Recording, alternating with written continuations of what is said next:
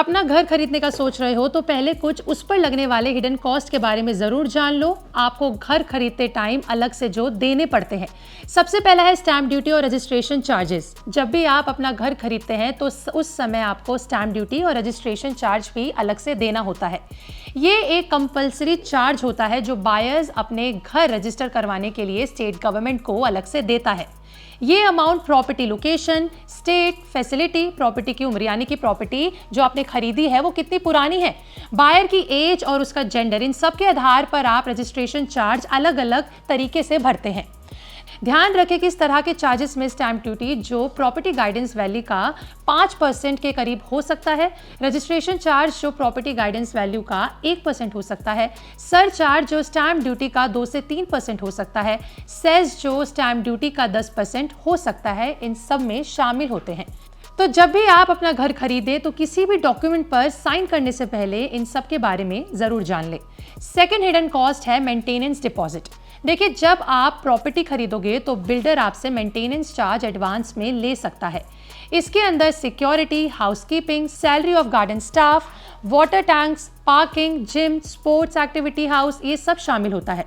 Builder आपसे 2 साल तक का एडवांस मेंटेनेंस चार्ज जमा करवा सकता है। Maintenance charge society to society और एरिया टू एरिया निर्भर करता है, अलग अलग होते हैं। तीसरा हिडन कॉस्ट है पार्किंग स्पेस चार्ज। आपको प्रॉपर्टी के अलावा पार्किंग स्पेस के लिए भी एडिशनल अमाउंट देना पड़ता है। तो अगर आपके पास भी व्हीकल है तो आपको पार्किंग स्पेस चाहिए होगा, जिसके लिए आपको अलग से पैसे देने होंगे जो चार्जेबल होती है। ये आपसे बिल्डर ऑफिशियली चार्ज नहीं करता, आपको अनऑफिशियली ये रकम देनी पड़ती है। ये रकम कई हज़ार से लेकर कई लाखों तक हो सकती है। चौथा हिडन कॉस्ट है ब्रोकरेज का। अगर आपने किसी रजिस्ट्रार ब्रोकर की मदद से घर लिया है तो आपसे ब्रोकरेज फीस भी मांगी जाएगी, जो प्रॉपर्टी वैल्यू का 2 से 1% तक यानी 1-2% हो सकता है। इस पर जीएसटी भी आपको देना होता है। एक बात का ध्यान रखें कि जो ब्रोकरेज चार्ज होता है वो महंगी प्रॉपर्टी पर कम और सस्ती प्रॉपर्टी पर ज्यादा हो सकता है, इसलिए किसी भी एग्रीमेंट पर साइन करने से पहले ब्रोकरेज फीस के बारे में जरूर जान लें। पांचवा हिडन कॉस्ट है इंटीरियर एंड फर्नीचर चार्जेस, या फिर आप इसे कहिए ओवरहेड चार्ज। ये एक तरीके का अनअवॉइडेबल कॉस्ट होता है जो कोई भी बायर्स नजरअंदाज नहीं कर सकता, क्योंकि बिना किसी प्रॉपर इंटीरियर के पास आप मकान में शिफ्ट नहीं हो सकते। इस चार्ज के अंदर पेंटिंग, नए फर्नीचर्स खरीदना या फिर बनवाना, या फिर इलेक्ट्रिकल एप्लीकेंट्स, या फिर interior decoration charges, would work या फिर कारपेंट का वर्क, या फिर वाटर कनेक्शन, ये सभी चार्जेस इसके अंदर इन्वॉल्व होते हैं। ये कॉस्ट बेहद आराम से लाखों के ऊपर जा सकती है।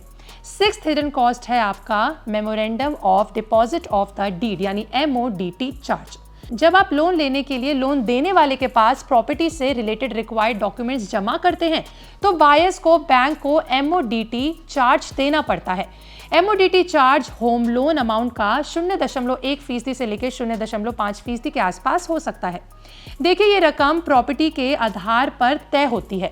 सेवेंथ हिडन कॉस्ट है GST ऑन अंडर कंस्ट्रक्शन। अगर आप कोई भी अंडर कंस्ट्रक्शन प्रॉपर्टी खरीदते हैं तो उस पर आपको GST यानी गुड्स एंड सर्विसेज टैक्स देना पड़ता है। अंडर कंस्ट्रक्शन प्रॉपर्टी पर 5% तक का GST लगता है, जो पहले 12% लगा करता था। जबकि अफोर्डेबल हाउसिंग की बात करें तो अफोर्डेबल हाउसिंग प्रोजेक्ट्स पर GST को 8% से घटाकर सिर्फ और सिर्फ 1% कर दिया गया है। हालांकि रेडी टू मूव प्रॉपर्टी या फिर वो प्रॉपर्टी जो कंप्लीट हो चुकी है, जिनके पास कंप्लीशन सर्टिफिकेट मौजूद है, उनके पास आपको GST नहीं लागू होता, उनको आपको GST नहीं देना होता। एक और हिडन कॉस्ट है जो कि है रिपेमेंट मोड स्वैप चार्ज। जब आप अपने होम लोन को फिक्स से फ्लोटिंग, फिक्स से या फिर हाइब्रिड या फिर फ्लोटिंग से फिक्स्ड, इन सब में बदलते हैं तो आपको चार्ज देना पड़ता है।